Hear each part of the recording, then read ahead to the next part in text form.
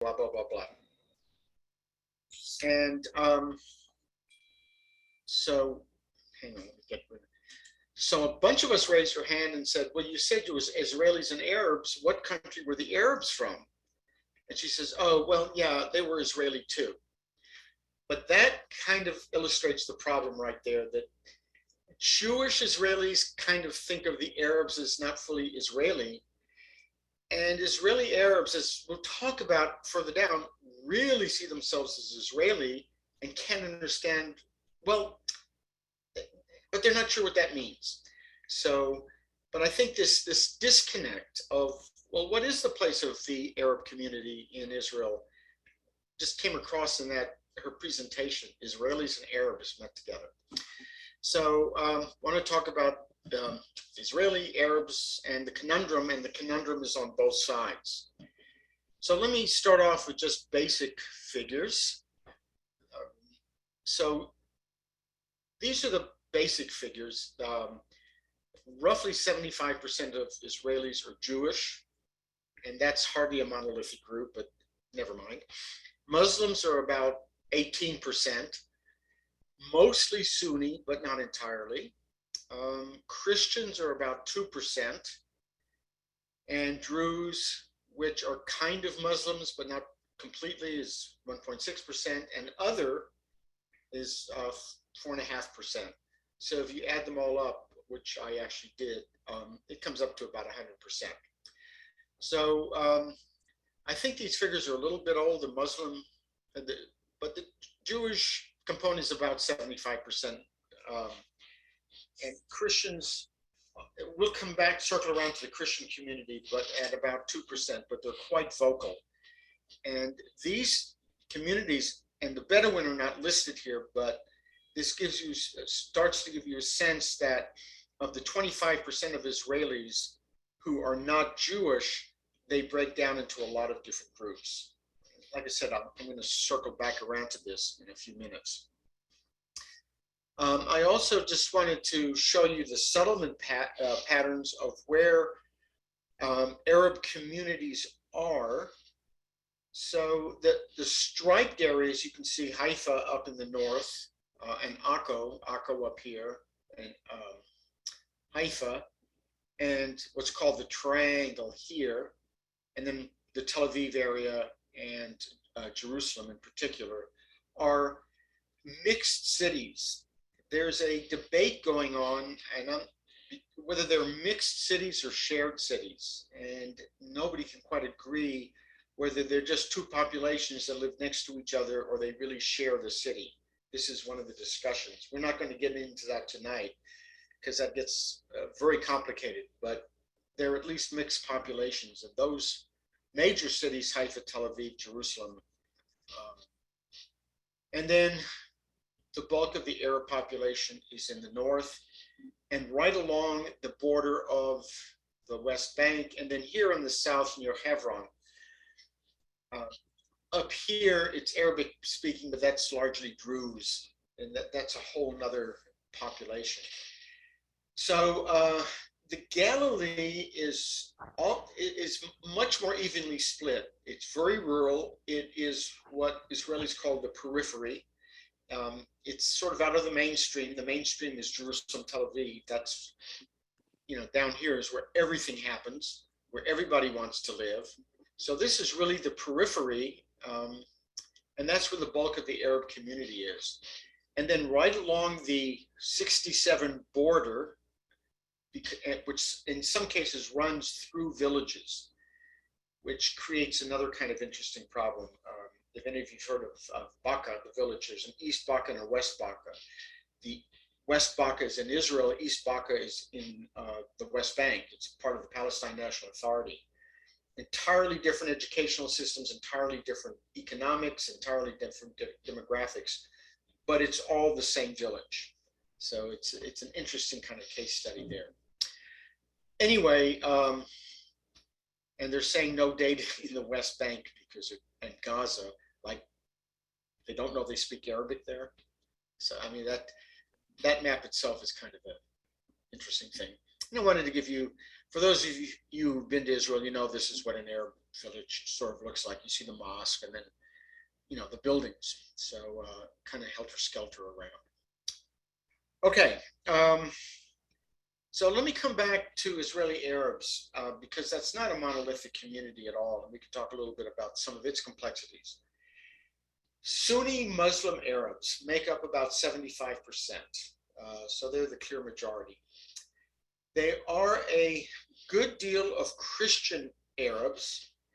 The Christian community itself is split between many denominations. The major indigenous Christian denominations are Greek Catholic, Greek Orthodox, and Roman Catholic. They have been there forever, or at least since the Crusades. Well, the Greek Orthodox have been there probably longer, all the way back to the Byzantine Empire. They are Maronites, which are close to Greek Orthodox, and various other denominations. So I remember once I brought a group of CWRU students. We went to Israel looking at healthcare in a diverse society. And we were in Nazareth at one of the major private schools, which was a Christian school, but all the students were Muslim because it was a good school. And we were waiting out in the courtyard for the principal to come meet the group. And there's a guy sitting there, and a priest, you know, we started talking to him, and he said, you know, I'm like a minority 5 times. How so? Well, first of all, I'm an Israeli in the Arab world. I'm an Arab in Israel. I'm a Christian among Arabs. And among Christians, I'm an Anglican. So, you know, kind of all these different layers. Bedouin are a separate community.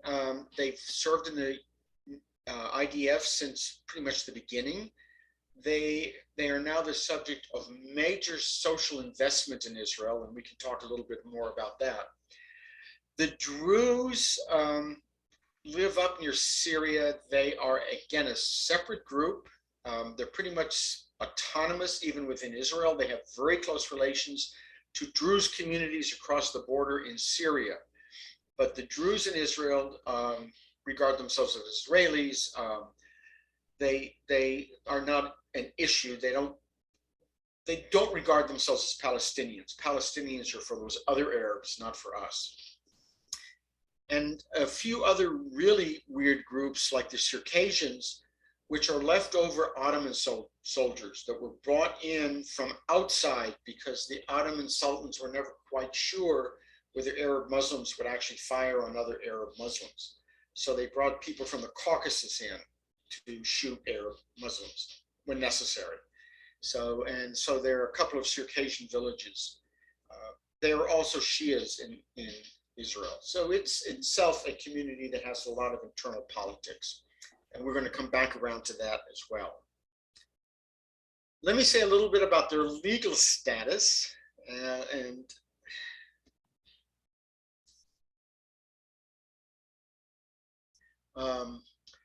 So you can see that approximately 1 million Arabs that lived in the territory that became Israel, in other words, who lived there in the mid-1940s, 80% fled or were expelled. Now, those that fled did not all flee outside of the land. They fled from their village to the next village or to where members of the family were. So at the end of the day, about 20% of the indigenous Arabs never left. They remained exactly where they were, and they are the ancestors of today Israeli Arabs. Arabs who fled their homes but remained in what became Israel, in other words, they fled their villages and then found themselves in Israel later on, are called in Israeli law present absentees, which is about 1 of every 4 citizens of Israel. They are internally displaced Palestinians. What this means in concrete terms is they are not allowed to return to their villages because the villages that they inhabited are regarded as abandoned property. So they were either destroyed or Jews were settled there.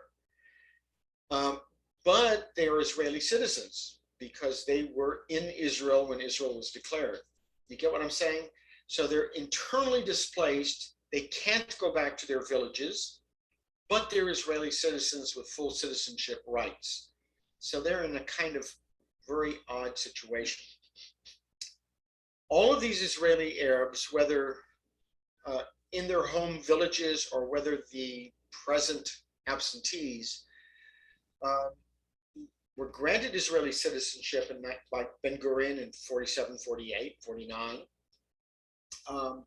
but lived under a kind of martial law. And they remained under martial law for roughly 20 years. The Israeli martial law restrictions on the Arab communities were lifted in 1966, just before the Six-Day War. So for the last almost 60 years, Israeli Arabs are citizens and are no longer subject to explicit military rule. They, in many cases, they are still trying to go back to their houses, to their villages. And we're going to talk about this a little bit more in a few minutes with what happened in Sheikh Jarrah, the unrest there that happened a few months ago. But this is all part of this larger issue of these Israeli Arabs and where do they fit into the larger scheme of things. Does not count Palestinians or Arabs who lived in British mandatory Palestine who fled and found themselves outside of Israel. They were not allowed back in. So in the West Bank and in Gaza, you have indigenous Arabs and you have, I don't know what to say, externally displaced Arabs as well. Is this all making sense? No. What part's not clear? Could you explain, over 80% of the 950,000 Arabs that lived in the territory fled or were expelled? In other words, did the state of Israel expel them? Some of them. So what we're now discovering as the archives are opening, that in some places, especially around Lud, Ramallah, there were actual expulsions. In other places, especially in the north, there was an independent army. Forget the guy's name, Shockley or something like that, who basically told villagers, we're coming through, we're driving out the Jews, get out of the way. So they fled because of that. And in the south, it was mostly, just fleeing gunfire, advancing armies and all that. So they're in different parts of the country, they're kind of different histories of why the indigenous Arabs left. They stayed mostly in the cities, but in the country, they were expelled from the Lud Ramla area. The other areas, it seems they mostly just got out of the crossfire. Does that answer the question?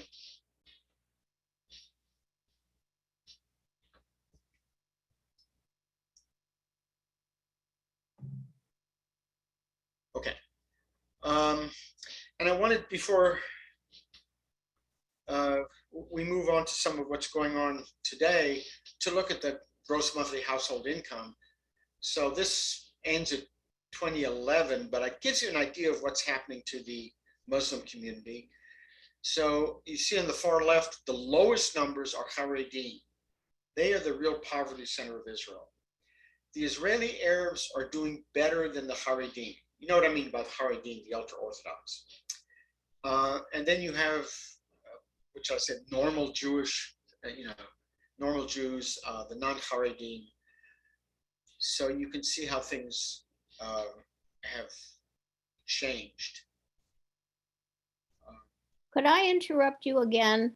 Yeah. I'm sorry. Does the state of Israel, does the government provide any kind of support to the Haredim? Yes, Okay. a lot. Okay. I'm asking, and I hate to get off track, but for a long time, I get these mailers from this organization which claims to be an international conference of Christians and Jews. Right. And it is not. And it is absolutely insulting. They have these TV ads with these poor, destitute, elderly women sitting in a hut or in a box, and the presentation is though they're just living on potatoes and nothing.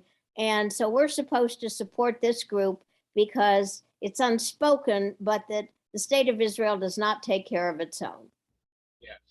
So if well, I've got a couple of answers to that. It's a great observation, a great question, and I know the organization, and I get their mailings too, and I'm just as put off as you are. So if you look at the Haredim, you see that um, the orange is the money they get from the state, and the state has been cutting back because it is trying to integrate the Haredi community into the Israeli economy. Because the Haredim, since Ben Gurion, the agreement was they don't have to serve in the IDF, and their families will be supported by the state so they can study in yeshiva. Ben Gurion thought, well, this will last for 10 years and they'll kind of disappear. He didn't realize they were having like 12 kids in a family. So that community has grown. They're not economically integrated, and they've become a real burden. So there's been a slow and steady, purposeful decline in benefits. And if you look from 2002 to 2011, you'll see it's gone from 1,400 shekels to 1,100 shekels, or just shy of 1,200. This is really putting the squeeze on the Haredi community. Many of them are now going out and working, especially the women, more than the men. This has got to create really interesting dinner table conversations. This trend has continued in the last 10 years to 2021. So the benefits are going down. More and more Haredim are joining the military because they want to get out of their communities. They want the experience. They want the connections. It's very controversial, but government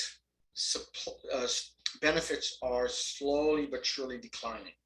And that's creating some real poverty. If you have a father who doesn't work and couldn't work, he's got no training, and the mom's earning whatever little she's doing at a call center, and you've got 8 or 10 kids, the government benefits are not helping. So there is real poverty. I mean, that is true. But it's not that the government isn't trying to work with these people. If you look at Israeli Arabs, they're getting less government benefits, but they're actually earning more money. Israeli Arabs are integrating into the Israeli economy, and that's especially true this last generation. It's hard nowadays to go into an Israeli pharmacy and not have an Arab pharmacist. Not so much doctors, but pharmacists, yeah. Nurses, yeah. Every hotel, the cleaning staff, the behind the desk staff, Arab. So they are trying to move up. And again, Arab women, more than the men, are showing up at Hebrew University. We'll talk a little bit more about that too. And then you see the non-Haredim, which are also getting government benefits, but again, much fewer. And again, it's dropping.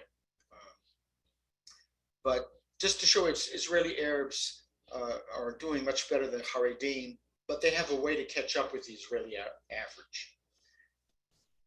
The other side of this is when they compare themselves to people in other Arab countries, like Lebanon or Syria or Iraq, they're feeling pretty good about being Israeli. As bad as things are for them in Israel, they're worse anywhere else, which explains my next slide.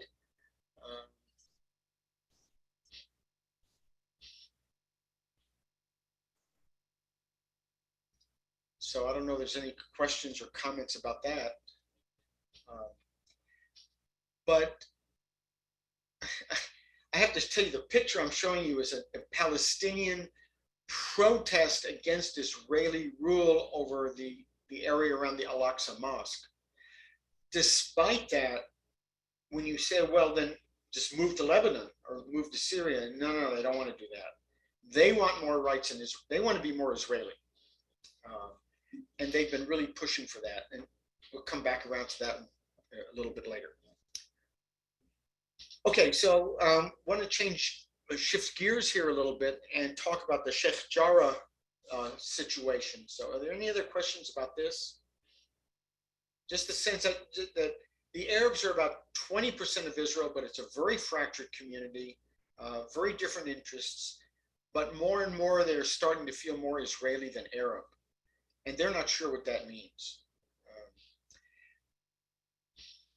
I'm going to come back to that too. So anyway, if there are no questions, I'm going to forge fearlessly forward.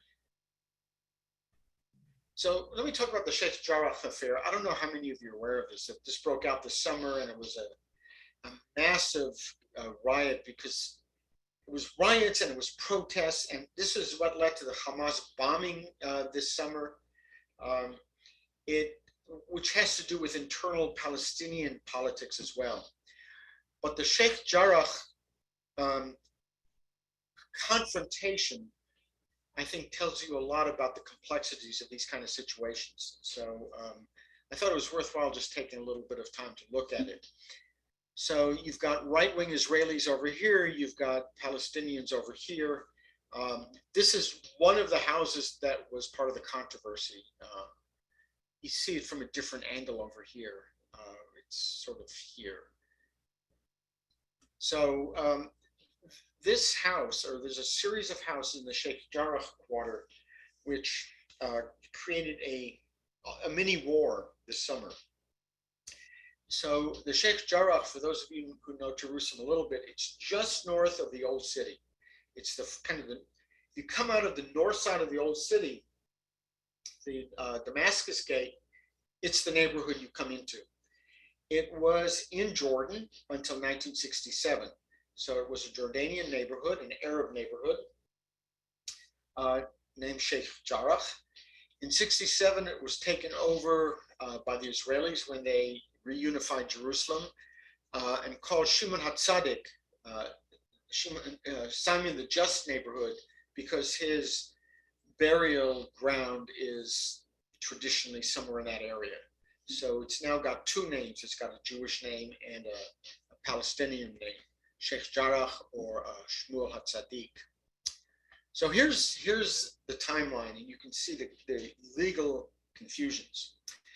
So it began as an Arab neighborhood outside the walls of Jerusalem. This was very unusual, but it began in the second half of the 19th century with Zionists who were building Jewish neighborhoods such as Machane Yehuda and a couple of others outside the Jerusalem wall. And so there was an Arab neighborhood that was built outside the wall. This is as there was more security in the area and so forth. In 1875, this neighborhood apparently was purchased by local Ashkenazi and Sephardi communities. And it remained an Arab neighborhood, but owned by these communities until 1947-48, when we had the Israel War of Independence. It was captured in 1948 by the Jordanians, and they expelled the Jewish families, and it became a Jordanian neighborhood. In 1956, the Jordanian government leased the property to 28 families of Palestinian refugees. So these were Palestinians from Israel who were now outside of Israel, whose homes were taken over by Jews in Israel, so they were given Jewish property in Jordan. Got it? So that's that. In 1973, so in 67 war, the Jewish families who were evicted by the Jordanians in 56 were allowed to reclaim their property, which they started to do. And eventually ownership of the property was registered to the Sephardi community.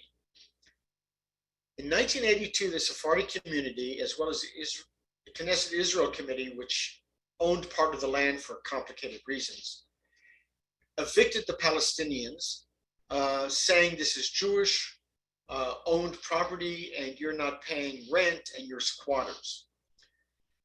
The magistrates court in 1982 determined the Palestinian residents were protected tenant status. As long as they paid rent and kept up the property, they were protected. They couldn't be evicted. And so they remained. 1993, the trusts began claiming in court there was non-payment of rent. Part of this was in protest to the owners, meaning the Sephardic and Ashkenazi communities weren't doing repairs. So they stopped paying rent, and then they took them to court and said they're not paying rent, they need to be evicted. So that's how that went around.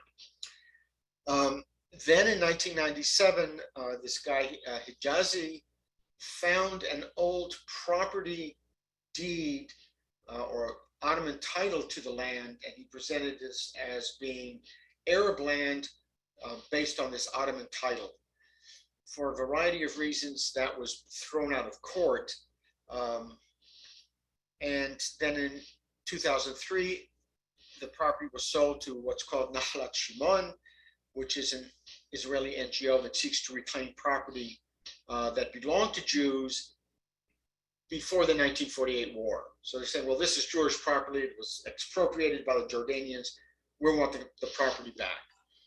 And what this meant was that you were then going to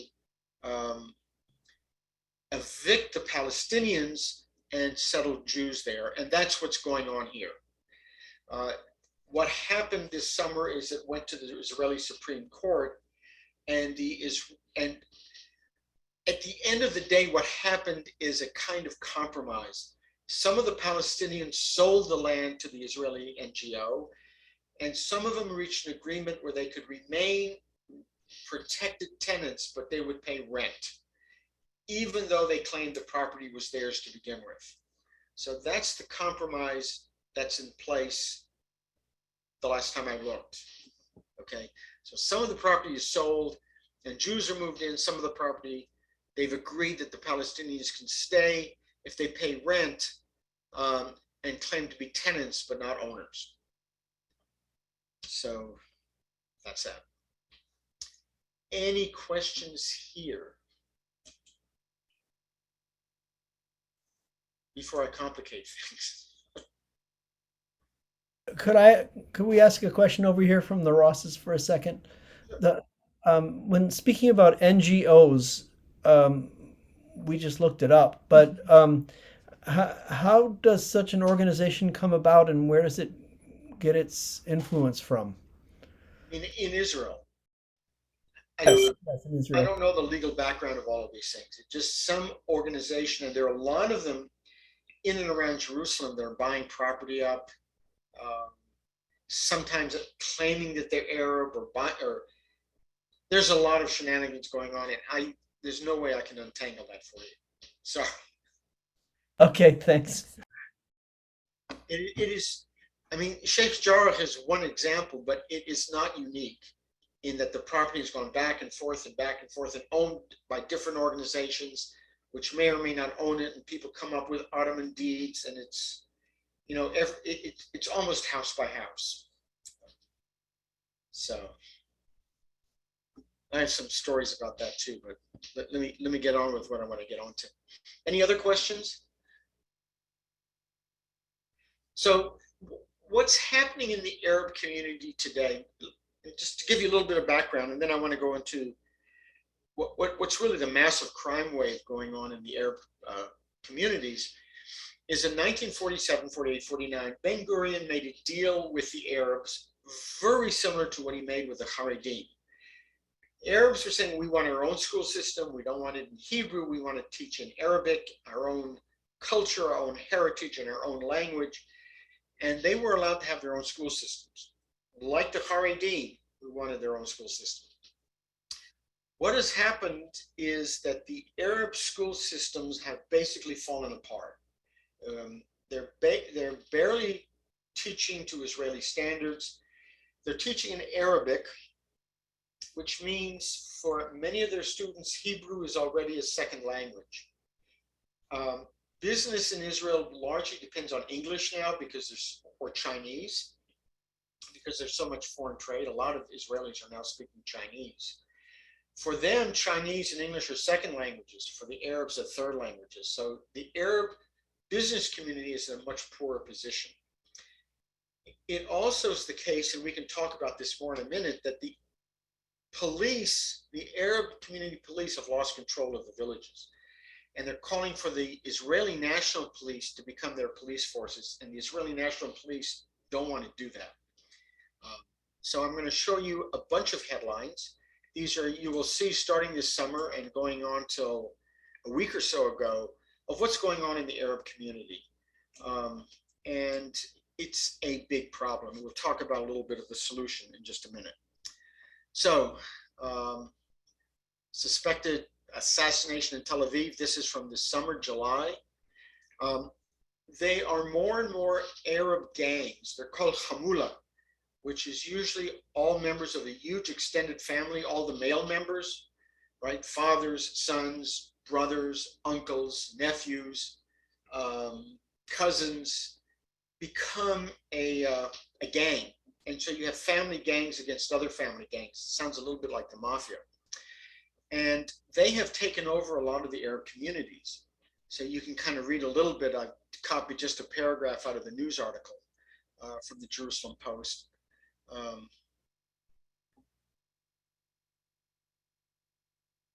So that's July. So this is a little later in July. Now this Muhammad Abu Najm, who was assassinated, was a member of the Islamic movement. So he was a prominent Muslim figure in this, in the Jaffa community. And he was a member of the local Sulha mediation committee. Sulha means like reconciliation. So meaning he was working with Jewish and maybe Christian leaders to kind of build reconciliation between communities. It could have been Sulha between different Hamulas in the Arab community, I'm not sure. But he was one of these figures who was trying to bring people together, which may or may not have anything to do with his murder. So nobody knows for sure why he was assassinated. So that's July. We'll jump a little bit. This is October. So the government has decided this slide's out of place, so let me skip it, I'll come back. This violence has, well, let me go back to that slide, even though it's out of place because it's relevant. This crime wave is starting to take place in Israeli Jewish cities and in mixed cities as well. And so the Israeli government is under increasing pressure to do something about it. And so here you see Israel is on the verge of approving a 600 million 5-year plan to increase the number of Arab engineers.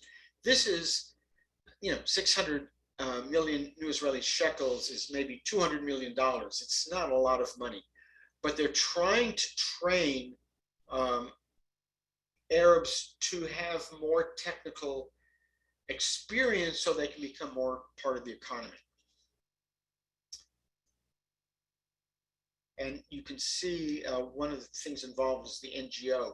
NGOs in Israel are much more active in this kind of reconciliation, training, trying to work with the Arab community. So much more so than the Israeli government, even as late as October, when you have an Islamic party in the government. So the level of violence has gotten so bad that see more than 100 Arab citizens have been killed since the beginning of the year. And these are Arab citizens killed in inter-Arab communal fighting. We're not talking about terrorists who are stabbing somebody and get shot by the IDF or by the police. These are killings within the Arab communities themselves. And so this has created, a huge problem, obviously. What is an NGO? Non-government organization. Ah. So these are organizations that are doing work. I'll be sarcastic about it. They're doing work the government should be doing, but isn't. They have a little bit more freedom to do that because they're not non-governmental, and the money they're raising is, from donations. It's usually not tax money, or it's only part of it's tax money. So this international organization of Christians and Jews, when it's operating in Israel as an NGO for whatever they're doing there. They're not part of the government. And they could very well be supplying food, supplying shelter, free medical care, all of this kind of stuff outside the governmental structure. Now, there is national medical insurance in Israel. Everybody has to belong to an HMO by law, but people fall through the cracks, you know. So that this is where groups like International Conference of Christians and Jews fit in. And a lot of the work being done to integrate the Arab community has been done by NGOs. It's now being taken over by the government. So we'll talk about that in a second. This is Khalid Abu Twameh is a major journalist in Israel, and he's obviously from the Arab community. Al-Fahim is one of the major Arab cities in Israel. It's not a village. It's not a town. It is actually a city. So this is from late October.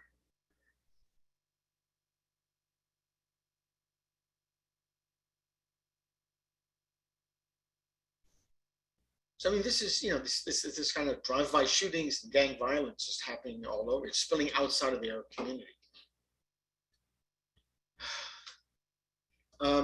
This happened in the south, and it was particularly troubling because it was a Bedouin family that got involved in this fight inside the hospital. Somebody had been shot. They were brought to the hospital, and they brought the fight into the hospital. And it was a pretty bad deal. What has been happening in the Bedouin community is that the Israeli government has been spending a lot of money in trying to settle the Bedouin to break down their nomadic life and settle them in cities. And there are now a number of Bedouin cities in the northern Negev. There are Bedouin who are resisting that as well. The other thing the Israeli government has done is pushed education. In other words, you want to bring the communities into a settled village with electricity and plumbing and sewage and schools and medical centers. So this is all linked together. Well, what's happening is now you're getting Bedouin kids, and especially Bedouin girls and women, are becoming literate and educated. And the women are now going out and getting jobs. This is changing all of the social dynamics in the Bedouin community. So what you had in this case in the Soroka Hospital in Beersheba was the Hamulas, the men who are fighting each other because they've lost, what do I want to say, status. You know, they're uneducated, they can't get work. The women are the ones now calling the shots. And they're actually now NGOs working with Bedouin women to kind of try to protect them and educate the men. Not all Bedouin men are reacting this way. Make it clear some of them are actually in favor of this. They realize this is a benefit to the community. But you get these Hamula groups, even in the Bedouin community, that are really resisting these kind of changes. So it's happening in with the Bedouin community as well as with the Israeli community. Okay, another protest. Blocking a road in Tel Aviv is a big deal, you can imagine. This is just from about a month ago.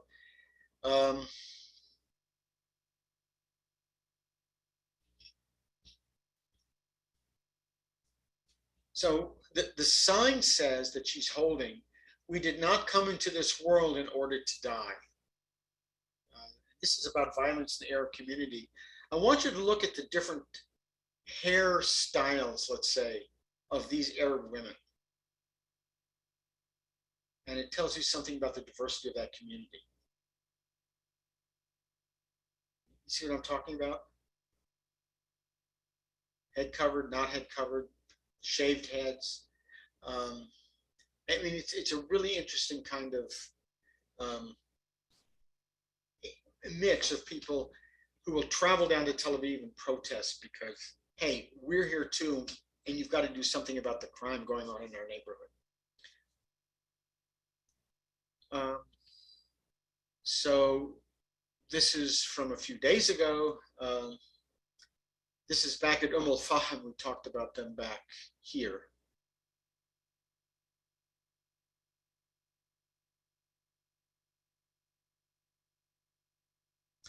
This was actually a major riot. I should have put a picture in, because they not only killed, there was not only a fight between two families, but one of the families' houses was arsoned and went up. It was a huge house. It was apparently a very wealthy family, and just huge flames.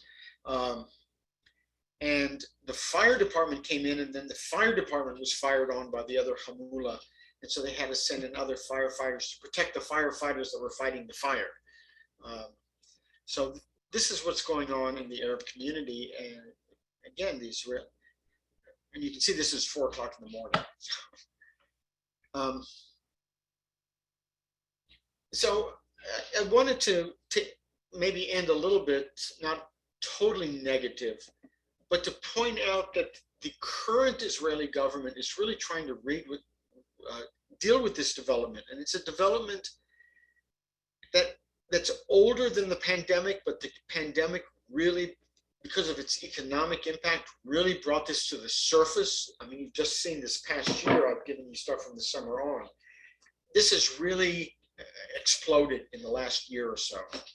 So Bennett is trying to do something about that. He is responding in this case to what happened in Soroka Hospital. And he's saying the law of Beersheba and Rahat is like the law of Tel Aviv. Beersheba is where the Soroka Hospital was, where the brawl was. Rahat is a Bedouin village in the northern Negev. And he's saying they should be no different than Tel Aviv. This is something very different than Netanyahu said, by the way. And it's interesting, it says, an operational tour of the southern Israeli city of Rahat. It's really a Bedouin city, but it's called an Israeli city, and I think the rhetoric's important. So you can read a little bit of what's in the article.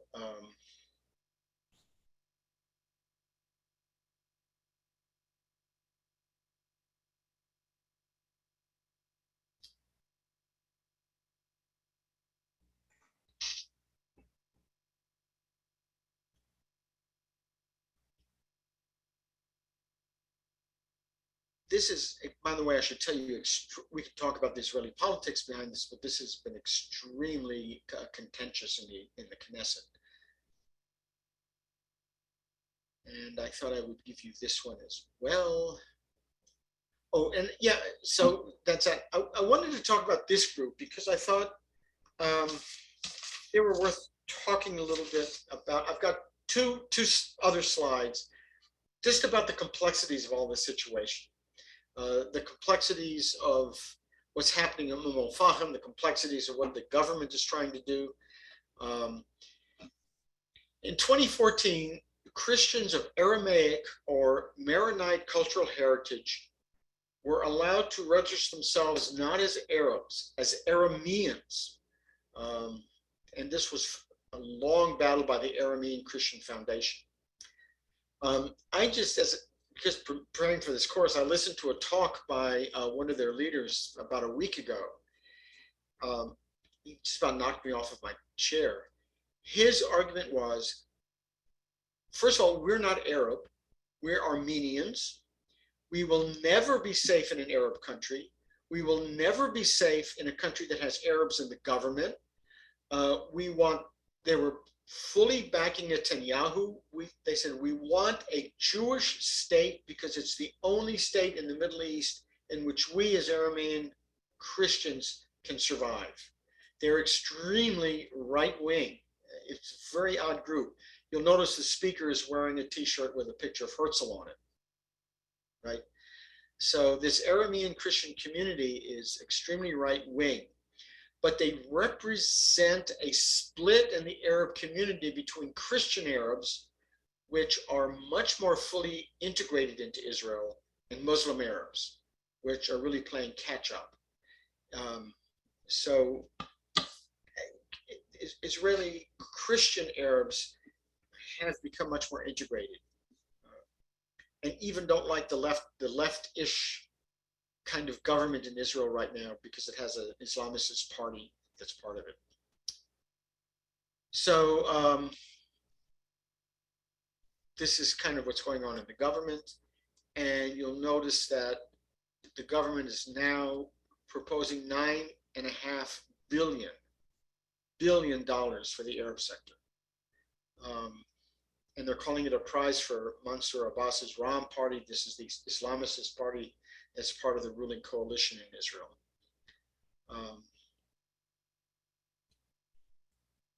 So I don't know if there are any kind of questions here, and then I just have a few concluding slides. Are there any questions about what's going on here?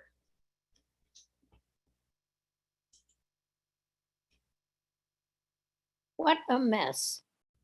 Yes, it is. That's why I called it a conundrum. Yes.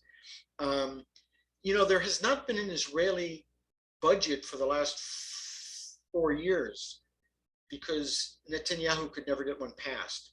So the passage of this budget by the new coalition party is a big deal. And that it includes almost $10 billion for the Arab sector is a big, big deal. And this is going to go a long way over the next couple of years of bringing the Arab community in Israel into something closer to equality with the Jewish community, hopefully. This is creating other Palestinian issues because as the Israeli Arab community becomes more Israeli, they're becoming less Palestinian. And this is a problem for especially Hamas and Hezbollah. So, I mean, that's a whole nother topic, but they're getting caught in the power struggles of the Palestinians as well. But just to confuse the situation a little more, if the Aramean Christians didn't do it. Oh my goodness. Didn't see that coming, did you? Wow. Oh boy.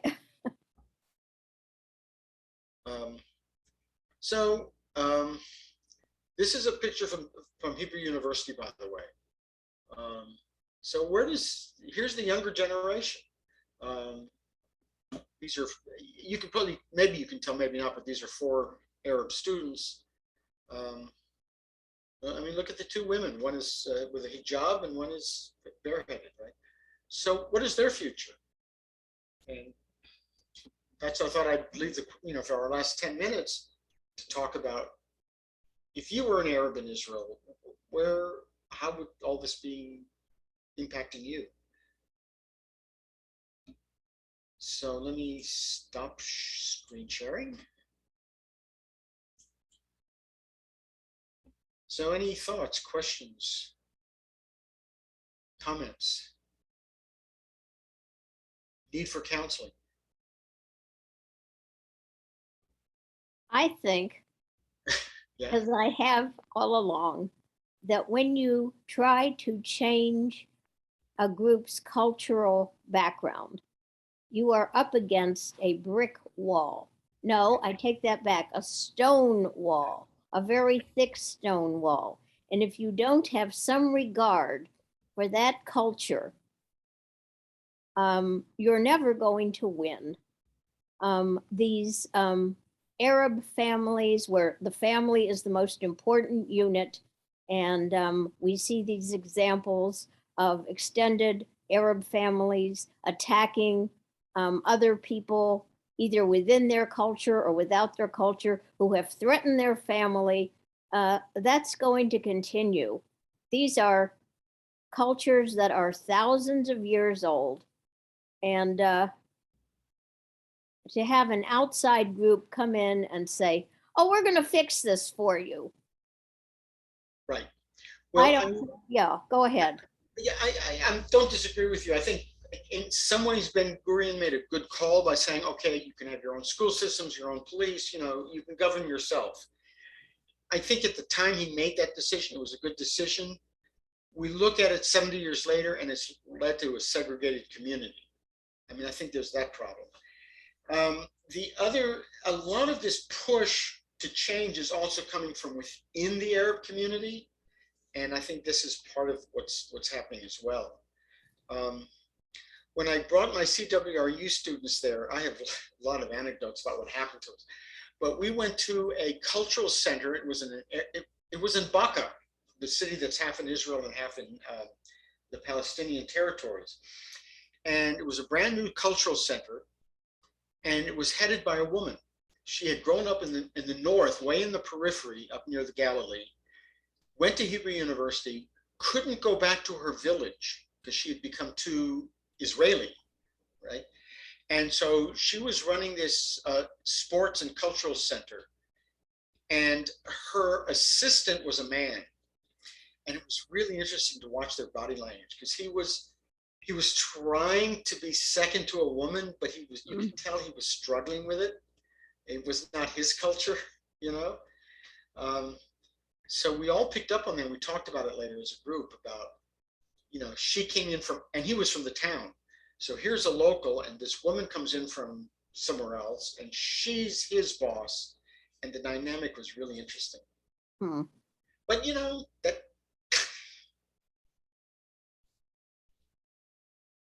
I think there's a question from Harry and Rabbi. What % of the budget was slated for the Arabs?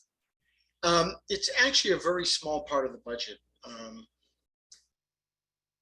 saw the figure and I don't remember. It's 4 or 5%, I think. I mean, they all belong to one of the HMOs in Israel. I mean, they all get benefits. So there's much more of the budget that goes to them than just the Arab budget. But this $9.6 billion was specifically for infrastructure development in the Arab communities, specifically, and for training in the Arab communities, over and above everything else. So.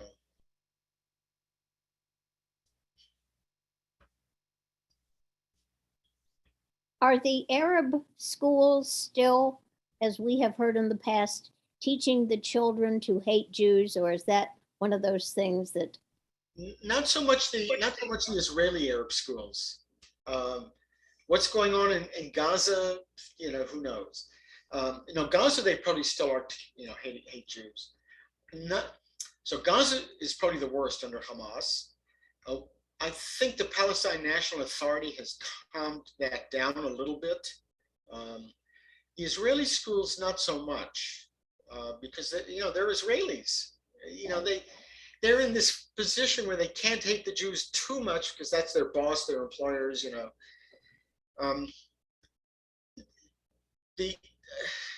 and they're now asking for Israeli police to come in and police their communities, and the Israeli police, you know, the national police, are very, very reluctant, you know, said, you know, we're going to become targets within 10 minutes.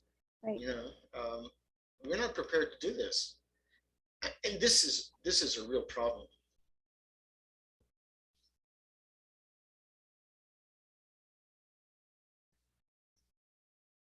There was, I don't know if any of you have watched it, there's a cute Israeli comedy show called The Good Cop. It's on Netflix. Have you watched it? Yeah. And there's one scene where there's some infiltrator from the West Bank who's selling trinkets, and they have to catch this guy. So they send out the and there's one Arab in this, I think it's Petah Tikva, which is the police station. And everybody gets an assignment except the Arab guy, and all the other cops say, what about him? You know, he should get an assignment. Isn't he part of our unit? So then they said, well, we don't know if we can trust him. I said, you can trust him. He's part of our police unit. So they send him out. He finds the guy. Turns out he knows them. They're friends. Their daughters went to school together, you know, which I think is a great way of making fun of the whole situation. But at any rate, it's complicated, you know. And I don't know what's going to happen with the school system if they really want to kind of give up their own Arab school system, but it's not functioning for them. Unless you can build industry and build a kind of an economy within the Arab communities. And maybe that's part of what they're trying to do.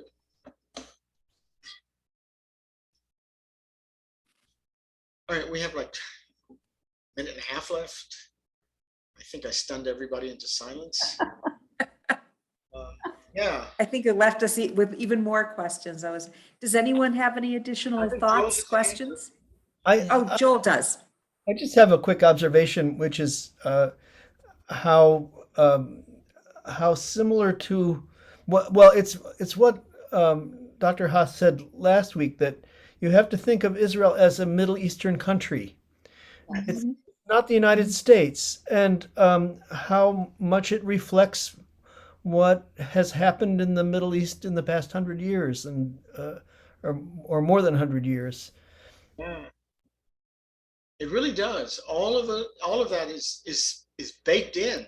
Yeah, uh, and every time you try to change something, um, and you hear this, I hear, when I read news from Lebanon or other places, you try to change something, and everybody runs up and says, no, no, no, status quo. You can't touch the status quo, right? And so it's like everything is frozen into place.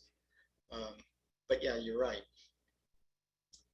So What's, we also need I to think think about where to go next. Joel Keller has a question. Yeah.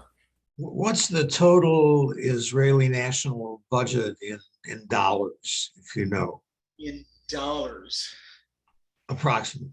it's close to 400 billion shekels. Right now, the shekel is extremely strong to the dollar. So that must come up to 120 billion or something, 150 billion. And what is the gross national product per capita? Oh, that's what I'm talking about. I'm sorry. I'm talking about the GDP. I don't know what the budget is. Oh, okay. Yeah. The GDP is around 400 billion shekels, I think. I'd have to look it up again. It's growing very rapidly. Israel never went through the 2008 depression, so they've had continual growth. Right. I So, was wondering, Arabs in America, mhm. how much do they support Arabs in the Middle East? Or are they not a wealthy enough group yet to do the kind of support that the American Jewish community does for Israel? Oh gosh, that's a complicated question. By the way, let me come back to the GDP. It's $400 billion. Uh, the Arab community in this country is it's as complex as it is over there. Yeah. Many of them are refugees from Arab countries, so they have, let's say, ambivalent feelings about where they came from, like Afghanistan, Syria, Iraq, now Lebanon. So the Arab community in this country, some of it is quite wealthy, a lot of doctors and lawyers and business people. But then you have, the Somali taxi drivers, so it's a very mixed community. Uh, so I dealt with that community some when I was at CWRU because we had their, instructors. And yeah, and they struggle with their own communities, because everybody has their own traditions. Ramadan starts today. Well, that's in America, but in Saudi Arabia, we should do Saudi Arabia. No, that's not how we did it in Somalia. No, no, no. In Iraq, we did it this way. So, it's complicated. And the Palestinians are, they're an outside group too. So I don't know what you want to talk about next month. If you want to talk about the American Muslim community, or you want to talk about maybe what's going on in the Palestine National Authority, they're coming up to elections, which is part of the tension in the area because Hamas and the Fatah are fighting for